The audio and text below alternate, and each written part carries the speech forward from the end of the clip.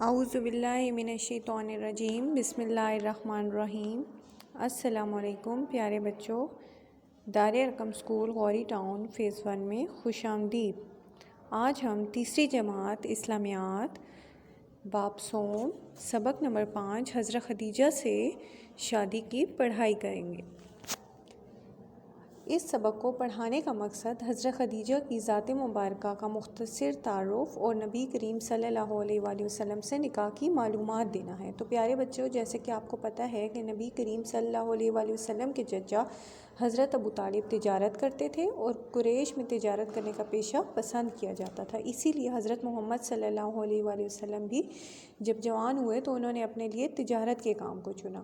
آپ صلی اللہ علیہ وآلہ وسلم جیسا کہ آپ سب کو معلوم ہے کہ مکہ میں صادق اور امین کے نام سے ان کو پکارا جاتا تھا، یعنی صادق کا کیا مطلب ہے؟ سچا، اور امین امانت دار، کیونکہ آپ صلی اللہ علیہ وآلہ وسلم ہمیشہ سچ بولتے تھے اور کبھی کسی کی امانت میں خیانت نہیں کرتے تھے، اس لیے انہیں صادق اور امین کے نام سے پکارا جاتا تھا۔ تو اسی طرح مکہ میں ایک معزز اور مالدار خاتون رہتی تھیں جن کا نام تھا حضرت خدیجہ۔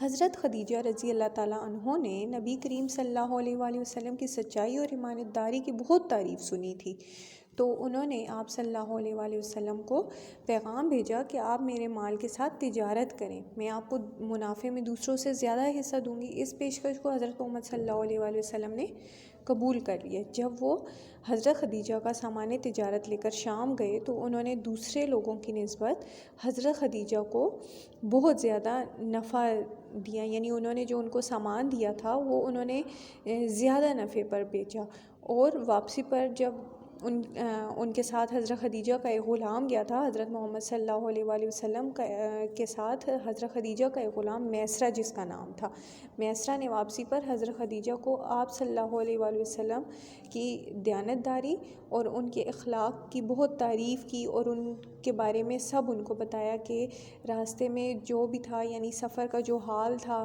ان کے ساتھ انہوں نے کیسا سلوک کیا میسرہ کے ساتھ، اور کتنی دیانت داری سے حضرت محمد صلی اللہ علیہ وآلہ وسلم نے کام کیا، یہ سب قصہ میسرہ نے حضرت خدیجہ رضی اللہ تعالیٰ عنہ کو سنایا۔ تو حضرت خدیجہ آپ صلی اللہ علیہ وآلہ وسلم سے بہت خوش ہوئیں اور آپ کو شادی کا پیغام بھیجا، جو کہ حضرت محمد صلی اللہ علیہ وآلہ وسلم نے اپنے چچا کے مشورے سے قبول کر لیا۔